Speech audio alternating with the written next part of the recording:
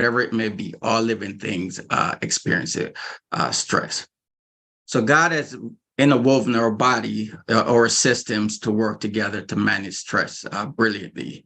And it's when our body is unable to adapt to stress is when we often start to experience diseases or disease state. So, sorry here. So the main system that manages stress is the autonomic nervous system. And there are two system or nervous system within the autonomic nervous system. One is called the parasympathetic nervous system and the sympathetic nervous system. The one we're going to focus on today is the sympathetic nervous system, because that's the one that help us to adapt to stress. So the sympathetic system is what we refer to as the fight or flight system. And again, that's the system that helps us to adapt to stress. The parasympathetic system is referred to as rest and digest. That's the system that manages your body on a daily basis. And these systems together, both autonomic and parasympathetic, the sympathetic and parasympathetic system, they act outside of our control. So we have no control over these systems. So all systems are affected by these two systems, but the three most consequential systems are your nervous system, what we call your endocrine system, or the system that's responsible for controlling your hormones, and your cardiovascular systems. And during stress, our body goes through many behavioral and physical changes.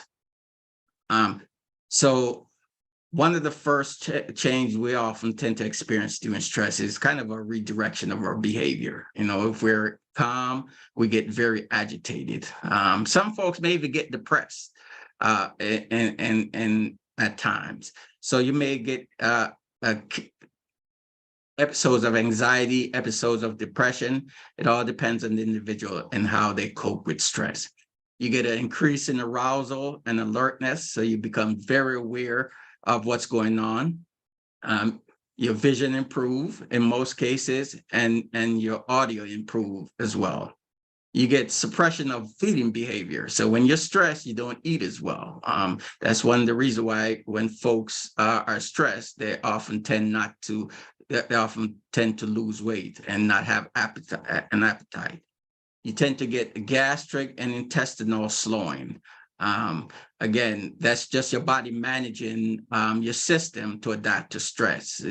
Rather than your body focusing on your GI system, it sends all the blood and nutrients, or most of the blood and nutrients, to your brain and your heart. Those systems that are most important to manage those stressful situations.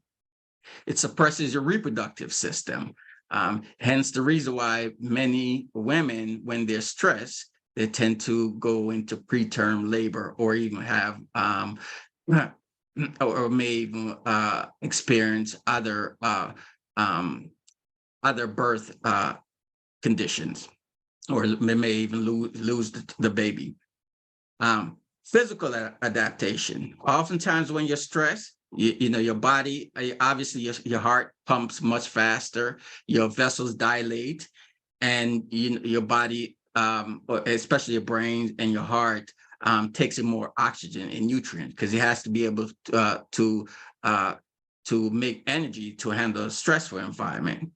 You tend to have increase in blood pressure. And again, your heart rate increases, and that prevents you from essentially from fainting or being dizzy. If your blood pressure dilates, or if your blood vessel dilates while you're in a stressful environment, that's bad. You're likely going to pass out. That's why actually some folks, when they experience a very stressful event, someone may have scared them or whatever it may be. Some folks you may see them pass out, and rather than the the body adapting it in terms of, increasing blood flow, constricting and increasing the blood flow. It will dilate and prevent blood from flowing to the heart and the brain. And so folks will often pass out. You may get increase in blood sugar. Stress is very bad for folks with diabetes, obviously. And one of the reasons why is because it increases the hormone cortisol. Cortisol, again, is very important for maintaining blood pressure and to produce energy for use. And in doing so, it causes the body to produce a lot of glucose, a lot of sugar. So that's why folks who are stressed, oftentimes they tend to have poor diabetes control. You may see inhibition of the immune system. When you're stressed out, your body do not make those cytokines that's needed to make the white blood cells or the antibodies. So oftentimes you may see folks who are very stressed out. They may have there may be immunocompromised or a suppressed immune system. So how do we manage stress? This is an important topic. There are many ways to manage stress, right? Everybody have their own coping mechanism. The first, obviously, recommendation is to pray, right? Prayer is always important. Someone once told me that, peace is not the absence of problem, but it's the presence of God in the midst of those problems. So if you want to experience peace, you pray, okay? The next recommendation is exercise, okay? You want to go exercise. Exercise increase endorphins, increase blood flow, relaxes you. So it's very important that you exercise. Eating well, important that you eat well. All right. Again, especially for diabetics, you want to maintain a well-balanced diet, a diet good in protein, moderate carbohydrate, just to be able to provide your body sufficient energy to adapt to stress and to prevent weight gain. You want to partake in activities that you enjoy doing, whether it's gardening, watching television, reading, whatever activity you enjoy doing, try to partake in those activities. The whole goal is to try to relax and to increase those endorphins and reduce your blood pressure. Yoga, very important. Meditation. For a lot of folks, this is an important stress reliever. So you want to meditate when you get the opportunity.